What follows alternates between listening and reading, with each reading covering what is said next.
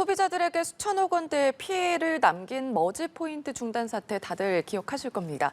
환불 대란 사태 1년여 만에 머지포인트 운영사 대표 남매가 1심에서 시정을 선고받았습니다.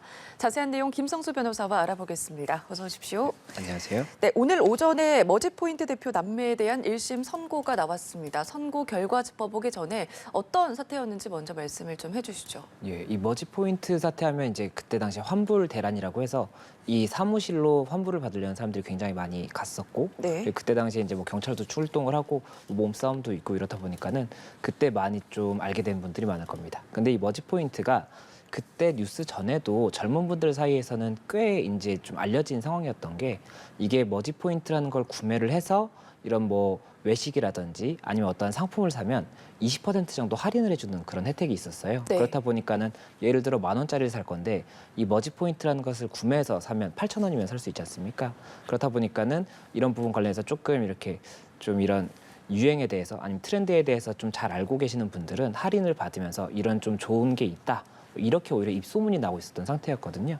그런데 이게 언제 문제가 되냐면, 이게 결국에는 돈을 먼저 받고 어떠한 뭐 재화를 주고 이렇게 하는 과정이 있으면 이거는 어떠한 인가를 받은 요건을 채운 사람들이 할 수 있는 부분입니다. 네. 왜냐하면 이걸 아무나 할 수 있게 한다면 어디까지가 사기인지 또 어디까지가 정식적인 사업인지 구분할 수가 없기 때문에 이런 뭐 어느 정도의 돈을 지급할 수 있는 능력이라든지 이런 요건을 두고 있는데, 이게 이렇게까지 입소문이 나면서 커지고 있는데 알고 보니까 이 요건을 채우지 못했던 부분이 있던 거예요. 그래서 이제 금융당국에서 이 부분 관련해서 이 머지포인트가 문제가 있을 수가 있기 때문에 이 부분 조치를 취할 것이다, 이렇게 이제 지적이 나왔다는 소식이 들리게 되고, 네. 그러다 보니까는 이 가맹점들이 굉장히 많았는데, 가맹점들 입장에서는 이 머지포인트가 나중에라도 문제가 생겨서 돈을 지급을 못하면 판매한 상품에 대한 대금을 회수할 수가 없게 되거든요. 그렇다 보니까는 가맹을 이제 해지하는 경우가 발생을 합니다. 그리고 그때까지 뭐 이제 가맹점이 굉장히 많기 때문에 쓸 수 있는 곳이 많아서 구매했던 이 매수자분들도 이게 내가 쓸 곳이 없어지면 네. 이 포인트라는 게 아무런 가치가 없어지거든요. 그렇다 보니까는 이게 환불을 해야 된다라는 이야기가 나오면서 환불 대란도 나고, 또 일부 가맹점 같은 경우에는 이 해지가 늦어진 그런 가맹점은 이 매수자분들 중에 몇 분은 또 거기에서 물건을 구매하는 이런 좀 상황도 있었거든요. 그래서 그런 부분들 때문에 많은 관심을 받았던 그런 네. 사건이라고 볼 수가 있습니다. 오늘 오전에 1심 선고 결과 시정이 나왔습니다. 선고 내용을 좀 보면은 권보군 대표에겐 징역 8년이고요. 권남희 대표에겐 징역 4년이 선고가 됐거든요. 중형이다 이렇게 볼 수가 있을까요? 피해 금액을 굉장히 좀 크게 보고 있는데, 그거에 비하면 중형이라고 볼 수 있는지는 조금 의견이 나뉠 수 있는 상황인 것 같습니다. 네. 그리고 지금 말씀 주셨던 이 권보군 같은 경우가 CSO라고 해서 최고 경영 책임자로 지금 알려져 있고, 이 권남희 같은 경우가 이제 4년, 징역 4년을 선고받았는데 실사주였다고 지금 이렇게 알려져 있거든요. 그리고 이 두 사람 외에도 이번 사건과 관련해서 이 회사의 대표이사가 또 따로 있었습니다. 이 대표이사의 경우에는 징역 2년 6개월에 집행유예 4년이 선고가 됐었고, 네. 이 머지포인트라는 회사도 법적으로는 법인을 한 명의 사람으로 보거든요. 근데 이와 관련해서도 이런 요건을 채우지 못한 부분이 있었지 않습니까? 그래서 벌금 1,000만 원이 또 선고가 되면서 유죄가 유죄가 선고가 됐다, 이렇게 볼 수가 있고, 확정은 이제 뭐 항소심이라든지 대법원까지 올라가 봐야겠지만 네. 일단 1심에서는 그렇게 선고가 됐고, 실형에 선고된 경우에는 일단 구속이 될 수가 있는 부분이 있었고, 이미 구속이 돼 있는 상황이었긴 하기 때문에 그런 부분들에 대해서도 조금 좀 이렇게 볼 수 있는 포인트가 있었다, 이렇게 말씀드릴 수 있을 것 네, 같습니다. 지금 세 사람에게 실형이 선고가 됐는데 혐의가 다르기 때문에 형량 차이가 있다 이렇게 볼 수가 있을까요? 예, 그러니까 세 사람 중에 집행유예가 1명 있기 때문에 실형은 2명이 선고됐다라고 볼 수가 있는데, 네. 이게 같은 혐의라고 하더라도 범죄 사실이 동일한 것이고, 이 뭐 사기라든지 뭐 예를 들어서 보이스피싱 같은 경우에는 모집책이 따로 있고, 뭐 이제 돈을 뽑아오는 출금책이 따로 있고 이렇게 됩니다. 그러면 이 관여한 정도에 따라서 다 이제 죄질이 다르게 되거든요. 그렇다 보니까는 이번 사건 같은 경우에도 이렇게 조금 징역형의 선고가 됨에 있어서도 어느 정도의 좀 형의 차이가 있었지 않나, 이렇게 좀 말씀을 드릴 수 있을 것 같습니다. 네. 뿐만 아니라 법원에서는 총 60억 원의 추징금을 내라 이런 명령도 했습니다. 그런데 지금 추징금을 다 받을 수 있을지도 궁금하거든요.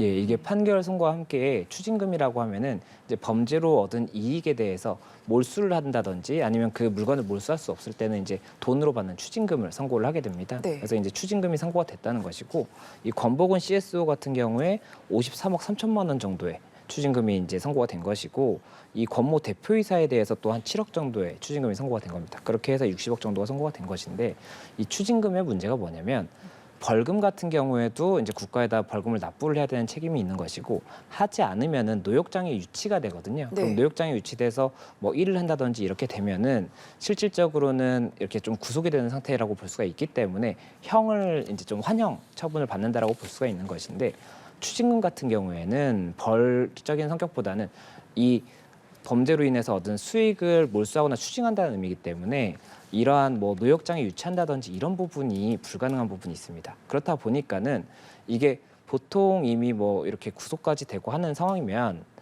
본인 이름으로 재산이 없을 가능성이 크거든요. 네. 그러면 만약에 벌금이었다고 한다면 본인 이름으로 재산이 없기 때문에 안 낸다고 하면 노역장에 유치라도 할 수가 있는 것인데 추징금 같은 경우에는 뭐 나 재산이 없으니까 못 내요라고 하면 아무런 뭐 다른 강제적인 부분이 제재가 없다라고 볼 수가 있거든요.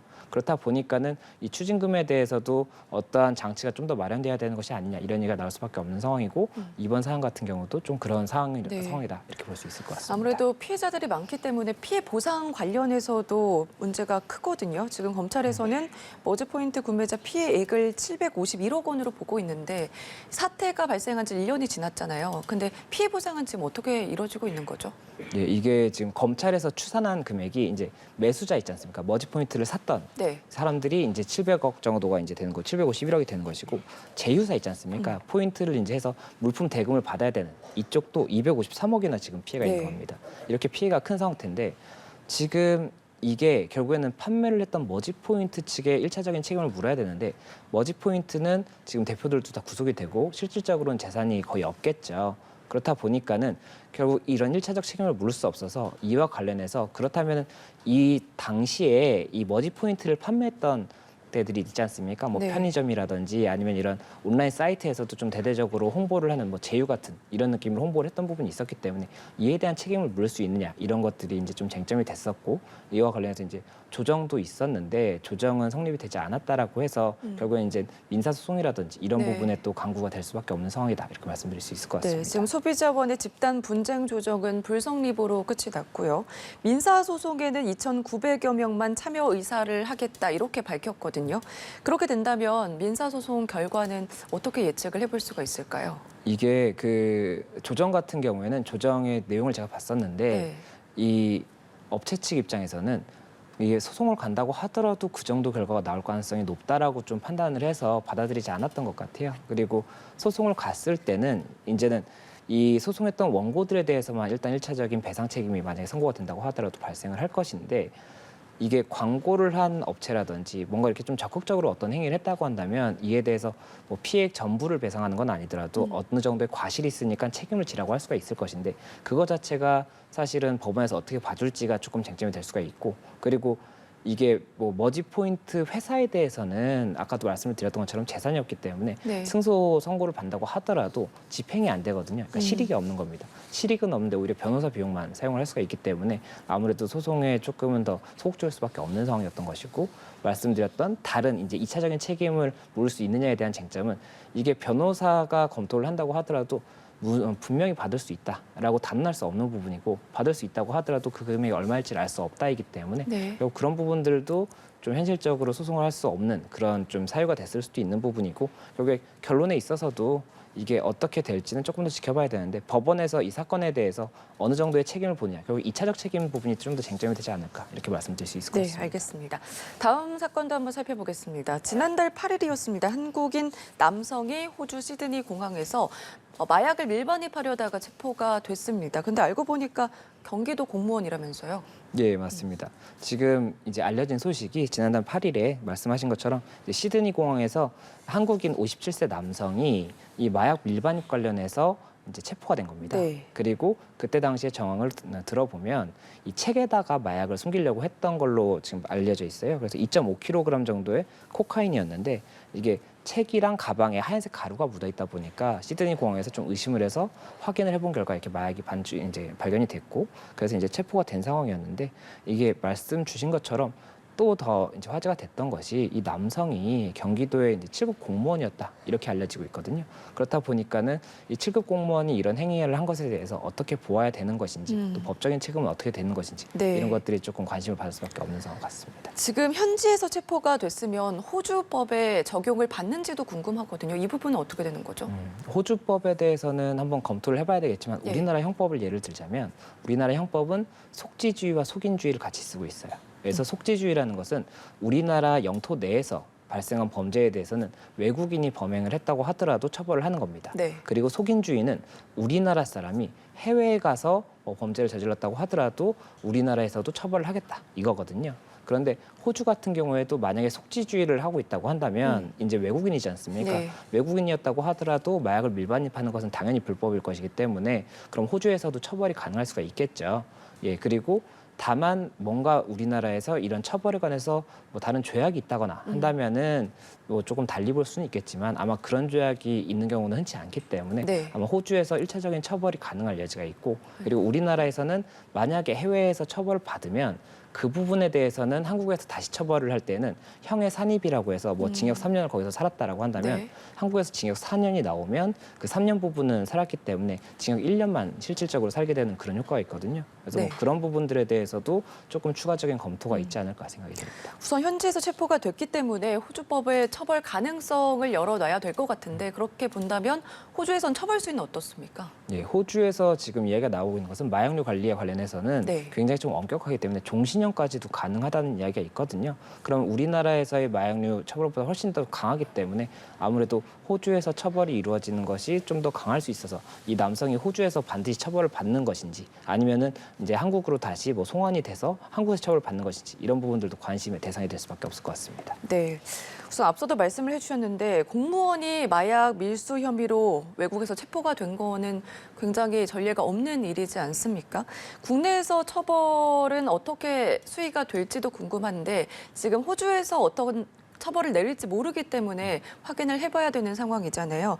그렇다면 또 공무원이기 때문에 적용될 수 있는 혐의도 있을 것 같거든요. 이 부분도 좀 말씀해 주시죠. 예, 일단은 마약 관련이기 때문에 우리나라에서 만약에 처벌이 된다고 한다면 마약류 관리에 관한 법률 위반으로 해서 처벌이 될 수가 있을 겁니다. 그리고 공무원 관련해서는 뭐 이게 조금 생각을 했을 때는 공무원이 굉장히 조금 공적인 자리인데도 불구하고 이런 범행을 저질렀기 때문에 좀 더 가중처벌돼야 되는 것은 아닌가 뭐 이런 생각을 하는 경우도 있을 수가 있는데 우리나라에서 공무원이라고 해서 가중처벌을 하는 경우 뭐 마약류 같은 경우에는 없는 것으로 제가 알고 있고 네. 대신에 이 국가공무원법상 이런 품위유지 의무 위반이라든지 어떠한 의무를 위반했을 때는 이 직에 대해서 뭐 파면이라든지 뭐 아니면 감봉이라든지 이런 처분을 할 수가 있게 돼 있습니다. 그래서 그 부분 관련해서는 어떠한 뭐 처분이 있을 수가 있고 지금 알려진 바에 따르면 경기도에서는 직위 해제를 네. 한 상태라고는 하는데 형사적인 처벌은 공무원이기 때문에 더 가중되는 것은 조금 없다라고 보이는 상황이고 대신에 마약류 관리에 관한 법률에 따라서 처벌이 될 것이고 그것도 호주에서 만약에 좀 더 중하게 처벌이 됐다고 한다면 한국에서 처벌이 선고가 된다고 하더라도 실질적인 처벌은 이루어지지 않을 수 있다 이렇게 말씀드릴 수 있을 것 같습니다. 네, 알겠습니다. 지켜봐야 될 것 같고요. 다음 내용은 봉화 광산 매몰 사고에 대한 경찰 수사 상황입니다. 경찰이 지금 사고 업체에 대해서 압수수색을 진행을 했는데 지금 어떤 부분을 집중적으로 보고 있다 이렇게 보십니까? 예, 이 사고 소식이 있었고 굉장히 조금 기적적으로 생환을 하시는 분들이 있어서 좀 굉장히 좀 기쁜 부분도 있었던 그런 소식이라고 말씀을 드릴 수가 있는 건데 네. 이제 경찰에서는 이 원청 그리고 하청 업체에 대해서 압수수색을 했고 이게 수사의 방향이 뭐 여러 가지가 있을 수 있겠지만 뭐 그리고 기사에서도 여러 가지의 뭐 이런 좀 추측을 하고 있지만 제 추측은 이게 사건이 이 매몰이 있었던 전이랑 매몰이 있었던 후로 나눠야 되는 것이고 매몰이 있었던 전에는 이 매몰 관련해서 안전 조치를 할 수 있었는지 여부 이게 이렇게 매몰 사고가 발생하지 않게 안전 조치를 했어야 됨에도 불구하고 잘못했다고 한다면 그 부분에 대해서 일단 처벌이 있을 수가 있거든요. 그래서 네. 그 부분을 살펴보기 위한 부분이 있을 것으로 보이고 이 매몰 직후에 그 조금 신고가 늦었다 이런 이야기가 있었거든요. 이게 119에 신고를 해서 빨리 좀 더 조치를 했어야 되는 것인데 14시간이나 지난 다음 뭐 신고가 있었다 이런 게 있었기 때문에 혹시나 이게 뭐 나쁜 의도가 있었던 것은 아닌지 그리고 나쁜 의도가 있었다고 한다면 그게 어떤 법에 저촉이 될 수 있는 것인지 이런 부분들까지도 좀 살피기 위해서 일단 압수수색이 된 것으로 보이고 네. 또 이게 원청업체와 하청업체 두 군데를 다 지금 압수수색을 했는데 이 업체들 간에 이 하청을 내리는 과정에서 제일 많이 이제 좀 발생했던 문제들이 금액이 낮아지면서 이런 안전 조치를 더 안 하게 되는 그런 것들이 있었거든요. 그래서 그런 부분들에 대해서도 문제는 없었는지, 그리고 만약 이렇게 해서 안전 조치를 하지 않았기 때문에 이런 사고가 발생을 했다고 한다면 그에 대한 책임은 누구에게 있는지 이런 것까지도 조금 종합적으로 검토를 하려고 압수수색을 한 것으로 보입니다. 네, 전후를 살펴봐야 될 것 같은데 지금까지는 사고 업체 등에 대해서 업무상 과실치사상 혐의가 적용이 됐고 경찰이 압수수색 내용을 토대로 추가 혐의를 추가하는 것의 가능성에 대해서도 열어놓고 있다. 이렇게 얘기를 했거든요. 그렇다면 추가로 혐의가 적용이 된다면 어떤 부분이 될까요? 그러니까 죄명은 아마 업무상 과실치사상이 가장 좀 중점적인 죄명이 될 것인데 말씀드렸던 것처럼 이 안전 조치를 뭐 잘못한 부분이 있었다라고 한다면 그런 부분들에 대해서도 통상적으로는 특별법에서 뭐 어떠한 안전 조치를 안 하면 뭐 그 특별법 위반이라고 해서 또 형사처벌 규정을 따로 두는 게 있습니다. 그래서 그런 부분들에 대해서도 검토를 할 것으로 보이고 네. 그리고 업무상 과실치사상으로 현재 지금 피해자가 있을 거예요. 근데 이 수사 과정에서 만약이라도 책임 있는 사람이 더 나타난다고 한다면 피의자를 추가할 수가 있을 거기 때문에 그런 부분들에 대해서도 명확하게 사실관계를 좀 확인을 하고 그 다음에 누가 잘못했는지 파악을 해야 돼서 경찰에서는 그런 부분들을 종합적으로 보고 있는 것으로 보이고 그 일환으로 압수수색을 했다 이렇게 말씀드릴 수 있을 것 같습니다. 네.